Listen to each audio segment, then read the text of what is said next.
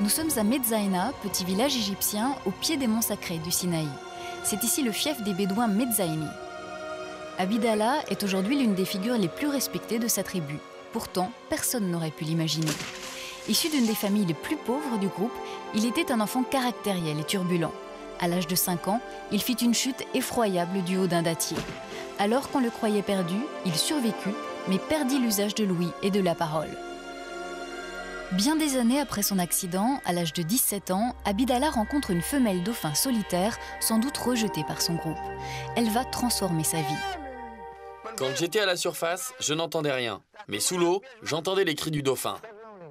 Puis j'ai réussi à prononcer Olin, Olin, Olin, et à chaque fois, Olin venait vers moi. L'enfant qui criait Olin parce qu'il ne parvenait pas à dire Dolphin a aujourd'hui 22 ans. Depuis cette rencontre, il entend et quand il parle, tout le monde le comprend. Olin, elle, a eu un petit, mais jamais elle n'a quitté la baie de Medzaïna, ni son ami Abidallah. Plusieurs scientifiques se sont penchés sur la question, ont essayé de comprendre et d'expliquer le phénomène Olin, le phénomène Abidallah. Ce n'est pas un miracle au sens religieux du terme, mais c'est un miracle comme toute relation d'amitié, toute relation d'amour est un miracle. Pour tenter de savoir si une telle relation entre un enfant et un animal peut être à l'origine de la guérison spectaculaire d'Abidallah, nous avons interrogé le professeur Hubert Montagnier. Ses travaux font référence en ce domaine. On sait effectivement que la rencontre entre le dauphin et les enfants, particulièrement les enfants en difficulté, les enfants handicapés, induit des phénomènes auxquels on ne s'attendait pas. Et on a tendance à crier au miracle à ce moment-là, tellement ce que manifeste l'enfant est inattendu.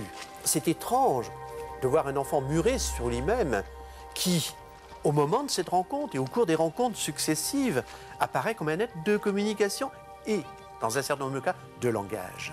Maintenant, ce qu'il faut arriver à faire, c'est mieux comprendre ce qui se passe entre l'enfant et le dauphin. Ça, c'est du domaine de la recherche. Depuis 20 ans, Anne Collet sillonne les océans pour étudier les mammifères marins. Considérée comme l'une des plus grandes spécialistes du monde des dauphins, elle nous explique en quoi l'attitude d'Olin est unique. On a compris pour certains dauphins solitaires en fait, qu'il s'agissait d'adolescents qui avaient abandonné leur groupe pendant une certaine période, qui normalement forment des bandes d'adolescents pendant plusieurs années de leur vie, et puis ensuite qui réintègrent une famille, un groupe, selon qu'ils soient mâles ou femelles. Ce qui est peut-être le plus étonnant dans cette histoire, c'est justement que Olin soit revenu avec son petit. Parce que jusqu'à présent, tous les cas de dauphins solitaires que nous connaissons, ce sont vraiment des animaux seuls, adolescents la plupart du temps. Mais en tout cas, jamais on n'a connu le cas d'une femelle qui revenait près d'une plage et continuait à entretenir des relations avec les humains alors qu'elle avait déjà un petit.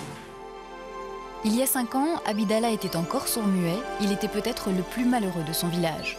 Aujourd'hui, grâce à Olin, il en est le porte-parole, connu dans tout le Sinaï, et il rayonne de bonheur. Sans doute parce que lui seul a compris le mystère d'Olin et qu'il sait qu'elle restera toujours à ses côtés.